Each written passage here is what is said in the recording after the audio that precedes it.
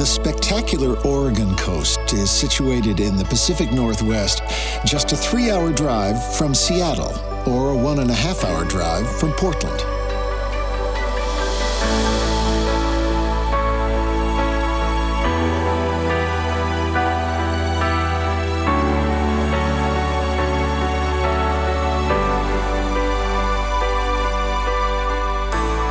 This is a coast where time is measured not in seconds, but by the tides, where years are measured in the fading patina of fishing floats, and centuries by the fall of rocky sea stacks and the rise of redwoods. A visit to the Oregon coast is more than just a trip to the seaside. It's a series of unforgettable moments strung together by one of the USA's great scenic drives, Highway 101. And thanks to visionary legislation enacted in 1967, Oregon's coastline, all 362 miles of it, offers free public access to all. Welcome to the People's Coast.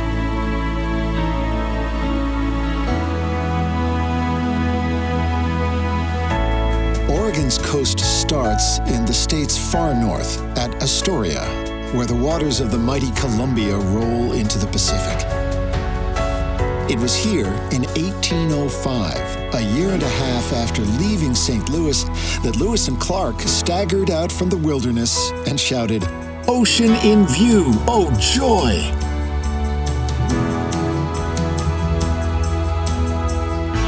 Trek back in time at the Lewis and Clark National Historical Park. Here, a recreation of Fort Clatsop lets you experience the cramped quarters where the expedition hunkered down through a brutal winter before returning east.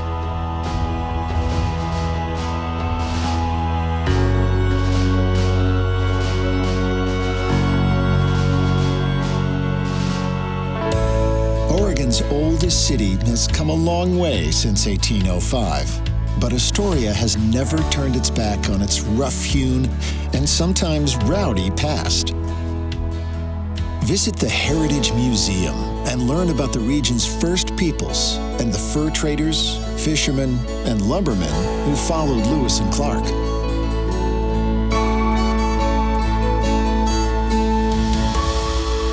Drop anchor at the Columbia River Maritime Museum, which honors the seafarers and fishermen who braved the Columbia Bar, which earned this stretch of coastline the name the Graveyard of the Pacific.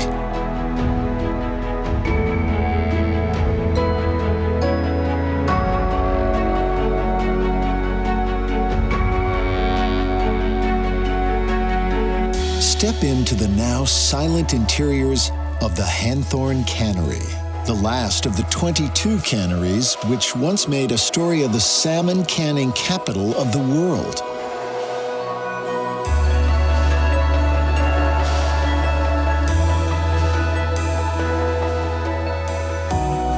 But this city is no museum piece trading on past glories. Astoria is still a working port. So head down to the Riverwalk, where the jetty pylons of old are reclaimed by time and tide, and freighters slip off to ports unknown. This is where you'll find the true, timeless spirit of Astoria. From Astoria, the road trip begins. Just a 20-mile drive south is the town of Seaside, which marks the eastern end of the Lewis and Clark Trail. When the railway arrived in the late 1800s, the town boomed, becoming Oregon's first coastal resort. While the beer, menu items, and streetscapes may have changed with the times, Seaside's natural gifts have been a reassuring constant throughout history's ebb and flow.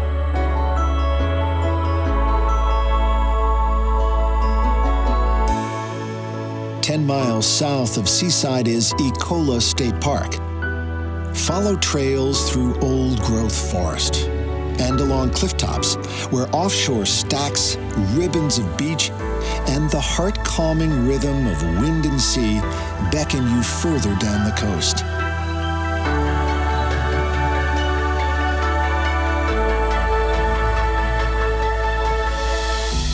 little further south is the coastal town of Cannon Beach, home to iconic Haystack Rock.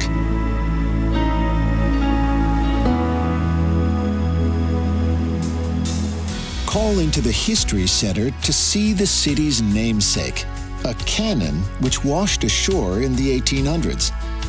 Catch a performance at the local theater, or just wander along the weather-worn perfection of this place where salt lingers in every shingle and every grain of wood.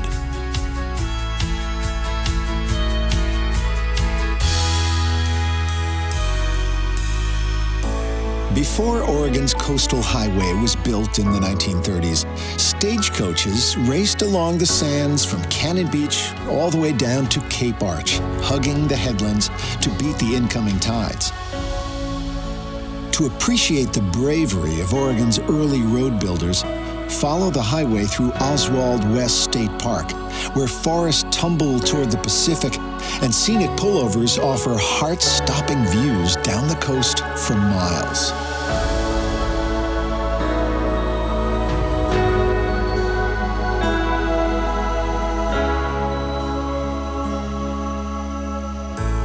Once back at sea level, sink your toes into the sand in beachside towns like Manzanita and Rockaway Beach. Or grab a paddle and throw in a line at the historic riverside timber towns of Nehalem and Wheeler.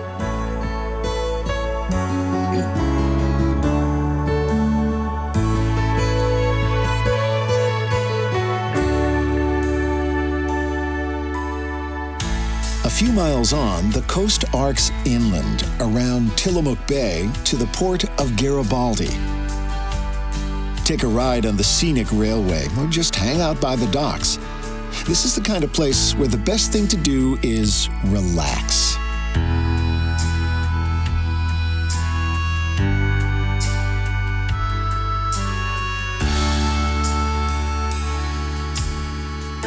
From Garibaldi, mosey around the bay to Tillamook, the bustling gateway to the Three Capes Scenic Loop.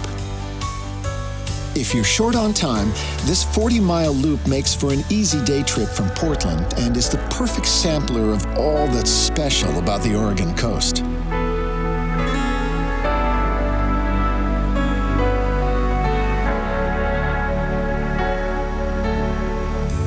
For those with more time, the road unwinds ever south through Pacific City, around Cascade Head, and onto the sands of Rhodes End, the start of Oregon's central coast.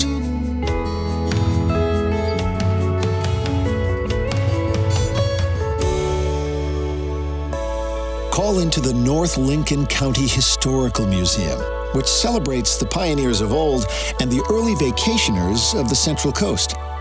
And check out the collection of foreign fishing floats, lost at sea and carried by wind and wave to Lincoln shores. Those floats were onto something, for there are few finer places to wash up than Lincoln, where one perfect day fades into the next.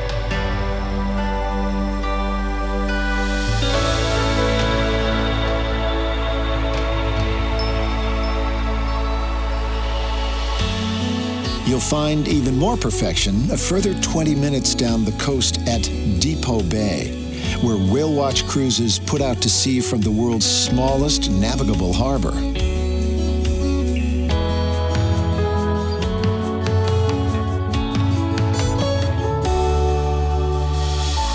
If you're not the seafaring type, you'll find plenty of opportunities to spot whales below the highway south from Depot Bay, which offers some of the Central Coast's most dramatic scenery.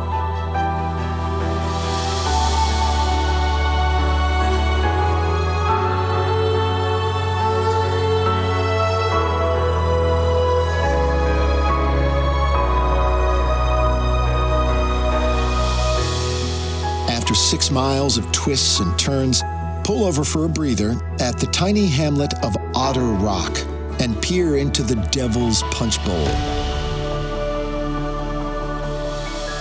Then rent a wetsuit and board and hit the waves in the Marine Reserve below.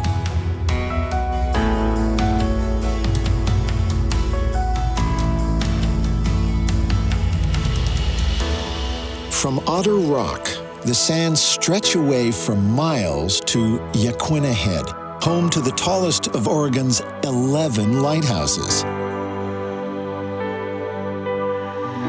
Lose a dreamy hour or three exploring the rock pools beneath the lighthouse. And when the tide returns, take to higher ground just down the coast in Newport. Newport is home to miles of sands, 2 lighthouses, a marine research center, and a working bayfront, complete with barking sea lions and circling gulls. If ever there was a city with salt in its veins, surely this is it. The salty flavors continue just across the Yaquina Bay Bridge at South Beach, where you'll find the best fish and chips on the entire coast. 10 minutes down the highway, keep a lookout for Seal Rock, an enchanting haven for artists and a rest stop for seabirds on their long migrations to far-off shores.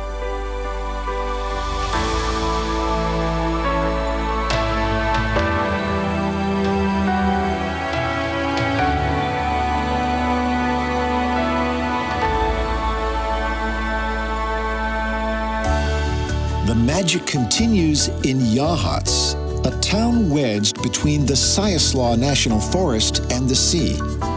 Here, life's challenges are reduced to what flavor ice cream to choose and whether to bait your hook with clam necks or sandworms.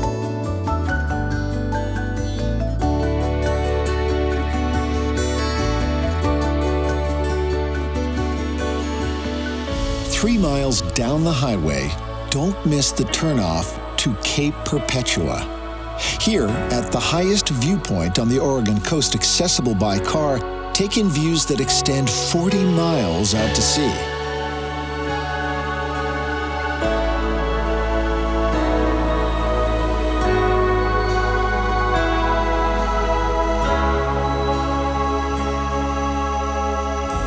After exploring the dizzy heights of Cape Perpetua, head a little further down the coast to Sea Lion Point, which offers views north to Heceta Head, all the way south to the mouth of the Siaslaw River.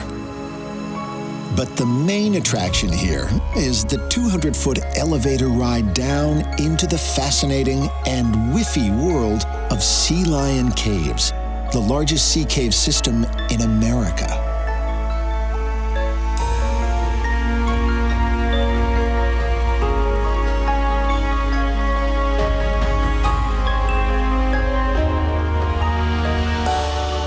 Discover another of nature's oddities just 6 miles away at the Darlingtonia State Natural Site, an 18-acre reserve blanketed with patches of the rare carnivorous cobra lily.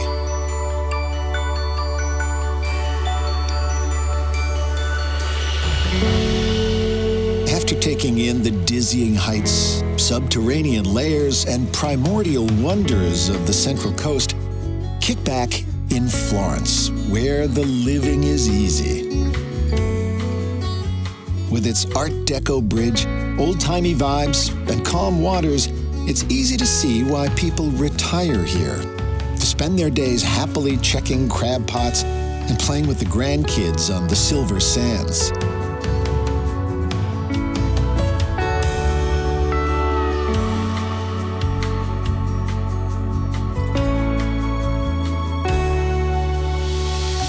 From Florence, it's just a 20-mile run down Highway 101 to Reedsport, the gateway to Oregon's southern coast and the Oregon Dunes National Recreation Area.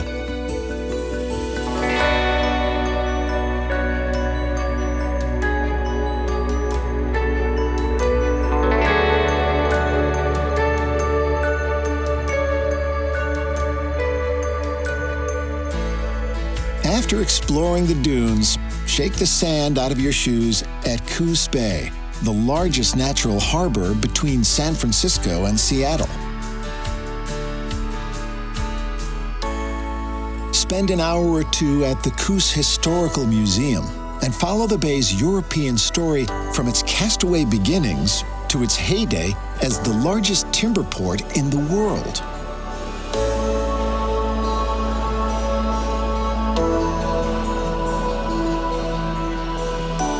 Just a short drive away is the South Slough National Estuarine Research Reserve. Spend an afternoon in this 6,000-acre park on the Coos Estuary, a vital nursery for all marine and bird life, and a veritable pantry for the region's first peoples for thousands of years.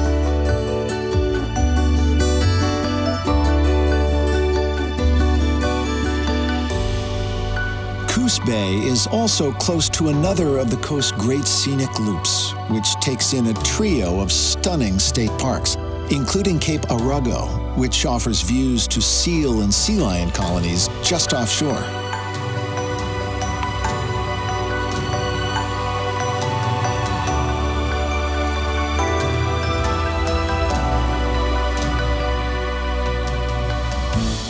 After exploring the intertidal and coastal treasures around Coos Bay, follow the winds of adventure south to Bandon by the Sea, one of Oregon's coolest and craftiest coastal towns.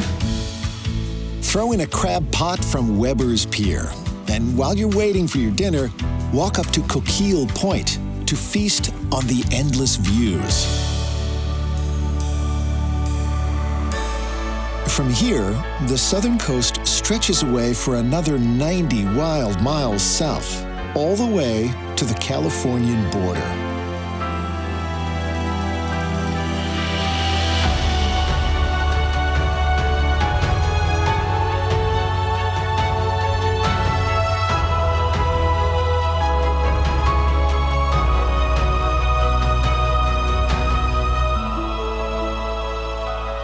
Whether you visit just one part of the Oregon coast for a weekend or take a month to explore its entire length, every cove and trail, every wisp of sea mist will greet you like a long-lost friend. For these are your sunsets, and these are your shores. Welcome home to the People's Coast.